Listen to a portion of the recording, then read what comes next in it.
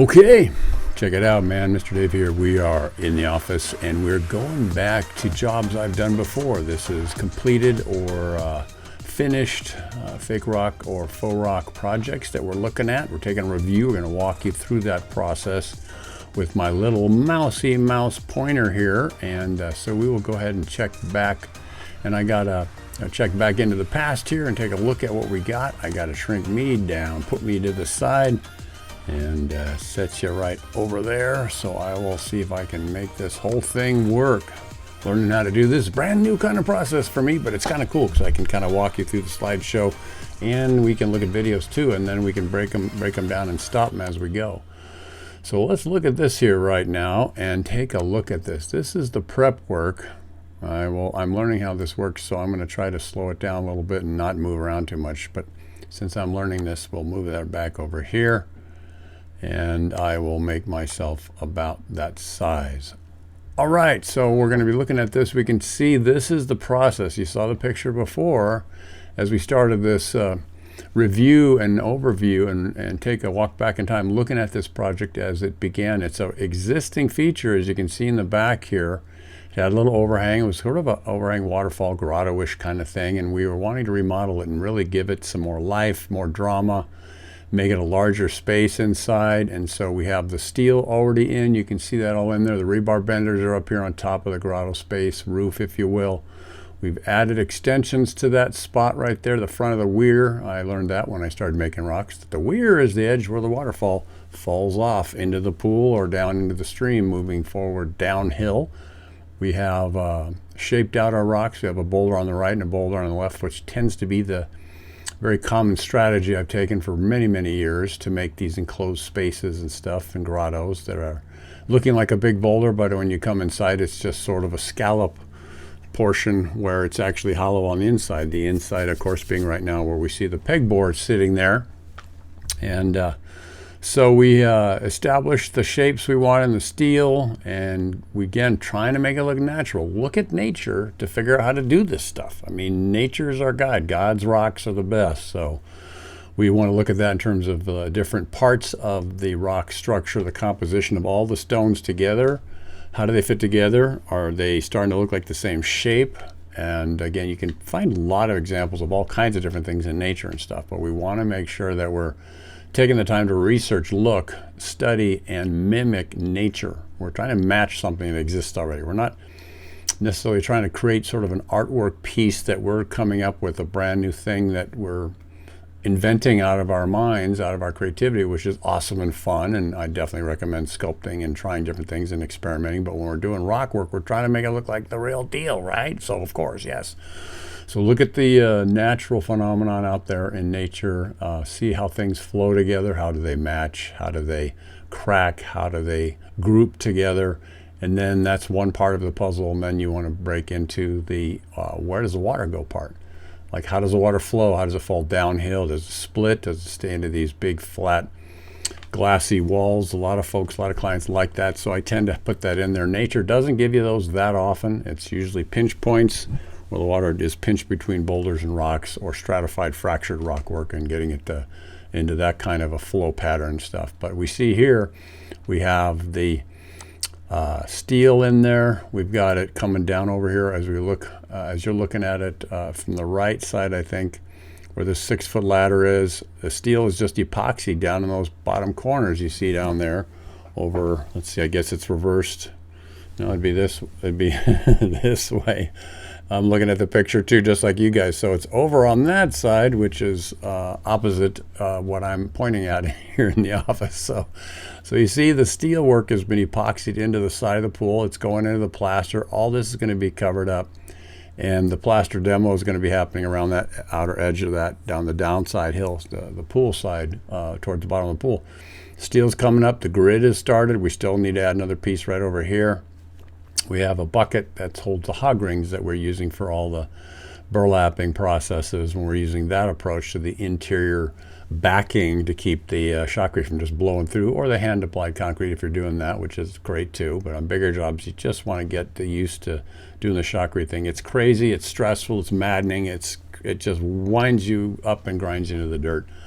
It's very stressful and hard on the bod on shotcrete day, and so you want to be pretty careful that you drink a lot of water in the hot days especially. So we have our steel uprights, we have our lateral cross beams or cross wires or cross rebars, if you will. And we burlap that above the water line because that can be hollow. Below water, this is all going to get pegboard on the outside. Pegboard's on the inside here, and so that's going to be sprayed kind of directly at it, this direction. And that will be blown on. Chicken wire was going to need to go on the outside of this. Here you see on the bottom a satellite rock, and there's our chicken wire getting ready to roll in there and be tied on, attached with the hog rings we see here. We use hog rings both for the burlap and the chicken wire. There's little places right here where the burlap gets closer to the steel, and I have done this for decades. It is a place where moisture can do its thing and you can have a little bit of issues, but if it's sprayed on well with the force of the shotcrete, that stretches way out right around here, and that allows for pretty darn good coverage. You're getting down to spaces of about like this that are close to the steel. There are chairs, plastic chairs or what have you, that other contractors use. You could do that with burlap, although it's pretty stretchy, but still tie wires would then need to be used, and that's what we're using here on the back, and we'll show you a close-up of that and a video coming up, because I've paired off all the different videos and still shots to try and really walk through this process slowly and take a review. You can see over here on the left side of your screen as you're looking at it, pieces of wire. Those are just simply looped over the rebar and they go down through the chicken wire, and I try to split them apart at least an inch or two. So I tend to not put the tie wire right next to another hole in this pegboard. You can see where my little hand is right there. The pegboard is into like 1 inch holes. The distance between them is about 1 inch, and so that's better to go skip one and get a wider pull on it. That seems to not tear through because there's extreme forces that are being put on this pegboard stuff right here. I'm telling you, it's pretty brutal. A lot of this stuff I like to pre-pour ahead of time, so we have strength concrete poured that we can stand on if it's a big feature. This one we see is already existing. This whole thing is going to get shotcreted, and this upper portion will have burlap inside. We're getting ready to do the piping and plumbing for it, creating a brand new starting pond up in this area of the project. And you can kind of see the way the rebar is shaped around. There's a high point here, and it drifts down over here much lower. Okay, so I'm walking you through this, trying to walk and talk and keep you focused and on the project and the process here a little bit, and I'm kind of making it up as I go. We see here as a farther back shot, we're inside the patio area. This is a backyard residential project in San Diego County here. Very cool. The plaster guys started the demo here below there. It looks like they're keeping the blue tile that's here, as you can see on the right of the picture. These are some tools, wet dry vac. There's the bucket of hog rings down the bottom there. Rebar caps are good to have. A spool, 1,000 unit spool of tie wires, which is an approach other folks don't like to use. They like to use the spool. My friend Richard Wingate does that as well. Here we have the back portion of it. Now we'll zoom in and we can kind of see the good thing about this design. If you look at it, there's a big rock here the original builders did, smaller stones here, smaller still in the bottom corner there. Angles are good, and you can sort of see the process of how this original build was made. Nice to see smaller boulders, smaller stones or boulders, bigger ones that are in there. Building a thing right here for a step so you can get up into it. Boom, boom, up to this, and then you can climb in. I like being able to climb into projects myself. The little boy in me always has fun doing that. We always like to climb into the little boy, little girl, whatever. Kids, we love to climb around stuff, but water draws us in and pulls us in, and it's so cool. Making these things is just the coolest thing ever. You can take space, and fill it in with magical, amazing creations. It's the coolest thing ever. So we see the rebar here has been epoxied into this existing structure. Sometimes when you drill a hole, it goes through, and so what I do sometimes is I add the steel in there with a bend in it, It has a bend, and that sort of locks it in so it won't just slide right out of the hole. I then paint on epoxy paint, and sometimes put epoxy itself around the bottom of the piece of rebar. Forgive me for moving the screen around too much. That's kind of a just learn how to do this kind of a thing that kind of jars you a little, so sorry about that. Learning how to do these video things, so we went ahead and we're in the process of making this whole thing happen. On the other side of the pool, this is across the other side. You see again the burlap on the top here above water, this whole bottom portion. We'll probably get another piece of steel across there, and then the pegboard, which we see here, will be on the outside, or will be on the outside, and then a hole right here will be left open, maybe on 2 spots, so the shotcrete pump can just blow that in to that area right there, okay? So that's pretty darn cool. Rebar caps are good. Some of my videos don't have them because the knucklehead and didn't get them on there that day prior to shooting the video, but I like to now keep rebar caps on everything. That's very, very important for safety, and you want to definitely keep a safe job site. For sure, be there, be square. So let's click one more over and see what we have on this next slide. This is an afternoon shot, and we see here the pegboard, and you can see the chunks were big square chunks. A lot of times these rock projects have planes in the rock. You know, there's a plane in it, and where those planes are, this would have one piece of pegboard and this might have the other. And you can see that right here on this side that we have that kind of effect. Let's see if I can make my little fuzzy head a little smaller. So these little dividers, spacers, are called dobies. You can buy them at the store. I get my stuff at Home Depot, but Lowe's, any one of the big box stores should have these, quote, dobies too. And they're 2 inches and 3 inches as a general practice. You can also use rubble from your demo, pieces of concrete. You want to be careful you don't, use too thin of a piece of that concrete rubble. You want to try and keep that distance. The more distance you have, and engineers have specific specifications that require that there's a gap between rebar and another surface of the pool or what have you. There has to be good coverage of that rebar. Getting that rebar encased in concrete is really critical. So you want to pay attention to that. We see here this stone here, this rock right here, is coming along and will be sort of in this little pocket beside the boulder that is creating the wall side of this grotto space. All this inside here is gonna be inside. So these are hollow portions, and we're building it out from the existing feature you see on the left side over there. So all right, does that kind of make sense? So let's move it around a little bit, see what it looks like up here higher. Increasing the size of this stone here. A marking paint is obviously used to mark where we want things to happen. And you can see as you move up here and we move out, that's a pretty good size buildup. We're kind of doubling the size of this project from here up another 3 feet maybe, let's say. Okay, so that's the afternoon shot. Pegboard again, tie wires that are used to attach it. Let's see if I can zoom in and see those any better. They're just twisted, you know, you just twist them a little bit, and sometimes we'll use a spinner. We'll make a loop, hook it in there, and then spin it and pull, and that tightens up the tension and gets us a good strong fit for the pegboard. You have to watch that you don't overspin it, because then those tie wires can snap when they're put under the pressure. So you learn how to do it, because you'll spin it till it snaps and you go, okay, well, that's too many spins, obviously. So that's something to keep in mind. There's our spool and our bender bars up there. So let's move on to the next slide. What do we got? All right, we're looking at a video here, and I think I can stop it if I click something. Well, I thought I could, but anyway, you can see us walking through the process here. Oh, there's the mark. There's that thing I can use. Okay, so that is, we're stopping the video here, and we're just looking at it as we walk through. The video shows movement, and your brain can see the three-dimensionality of it a little bit better. But again, this is just taking a look at this phase in this job, in this build. So we move through, and we see how that's working. And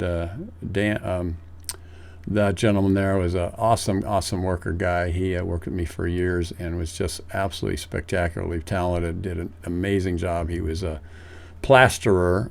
He put up drywall and not the drywall, but the plaster that goes on, stucco basically is what we're talking about. Marine bases, big builds, commercial projects.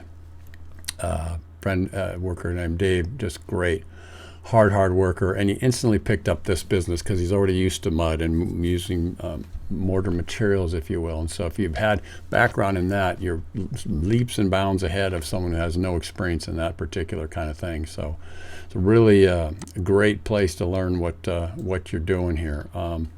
So that is again this process. You see these different stones, different sizes here. Look at the dimensions of this to this, and then this side's a little bigger. There's a bump in the back, pegboard underneath. I would probably be pouring this ahead of time if it at all seemed weak, but it looks pretty strong. So we'll click over and we'll get a close-up. Okay, so here's the tie wires, and this is the video. So that tie wire goes through, and we try to fit it all the way over to here, and then it comes across.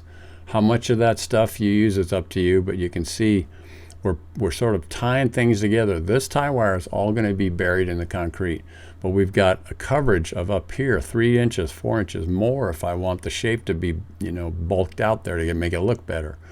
And then right here you see a nice big gap. So we have 3 inches right here, it looks like, and sometimes more, given that pegboard is a solid flat piece, so to speak. It does bend and give, so you can kind of shape things up a little and make that and try and get it to keep the gaps as small as possible. But sometimes it's just not worth the time to cut a million little pieces of pegboard. You can see there's a strip right here, and it got a nice curve, so that's cutting down on the amount of volume of concrete you're having to buy and purchase and use to create your space. This also closes down the space inside. The more flat or straight you go, the more flat or straight the inside space will look in terms of artistic composition, and you'll also maybe get closer to bumping your head. So I'm always using myself as a measure. If it's if I'm bumping my head, then if I'm not bumping my head, I should say, then most people won't, because I'm 6'5", although I'm shrinking. The doc told me I was 6'4 3/4", so I lost a 1/4 inch. So I know gravity wins in the end. I guess we're all laying in a box, or dust to dust, ash to ashes, back to the earth here, as they say. So we want to have that space. You have a big piece of concrete there that gives you that distance, which is good. Colors, the different colors is the back of the pegboard, and that's the front. That's a sort of a finish to the pegboard that's like inside a garage to hold tools on it. And obviously pegboards is for pegs to go in to make a place for your hammer and your tools to be on the wall, generally in a garage or storage facility or a shed or something like that. These hard bends, we're using the bender bars to do that. And you can see the distance between here and here is not that far, if that's an inch. So that's, maybe 8 inch, 7 inches or so. Okay, so let's putt along here and see where it goes. All right, that's the end of this little one as far as the slides go. And I don't know the timer, but I've been yapping away here. So that's the finished project. All that was in preparation for this end project. So awesome. Thank you for watching this. And I'm just trying this. It's kind of a new thing. And I kind of like it because I can take whatever time I need to get the information you need to see how we're doing this, and with actual pictures and videos. So thank you for watching, and I'll try and keep doing these things. I have like 29,000 pictures and thousands of videos, and trying to organize and pick what to talk about next is like overwhelming. So anyway, let me know what you think in the comments, what kind of projects you'd like to see, and so I can pull those together. And let me know what length is. Am I talking too long? And I can kind of ad-lib pretty good and be rambling here, but this does go to an editing program after I click end of the video shooting here portion of the split screen where I have my little fuzzy head in the box there, and so I can trim it back down a little bit. But let me know what you think of this format and how long of a video seems comfortable. And I just want to make sure you guys are getting the kind of value out of these things as much as you can. So let me know what you think, and we can kind of keep plugging along here and making cool stuff. You can support my efforts here with the channel by signing up as a Rockin' On member on my site there, Dave Henderson store there, online store. at podia.com, davehenderson.podia.com. Yeah, it supports my efforts here and helps me keep going, putting the videos together. I'm trying to keep doing stuff before I run out of gas here, and be a blessing to everybody with stuff I've learned over decades and decades of making stuff with my hands. Those sand sculptures that some of you have seen on my channel if you poked around, and more recently in the last 15, 20 years doing mostly just fake rock stuff, artificial rock stuff. So cool little grotto rebuild here that we did, and so let me know what you think about what I'm doing, and I would love your support with the Rockin' On membership. Buy any of the content you can, it would be awesome. Liking, sharing, all that wonderful stuff they tell you to say with this technology and online stuff. So God bless you guys. Thank you. Hope you have a good day. Learn, grow, become. Do something every day that's creative and a little bit out of your comfort zone, and you will be better at life. All right. So we'll talk to you next time on the next one. Mr. Dave checking out. Be there, be square.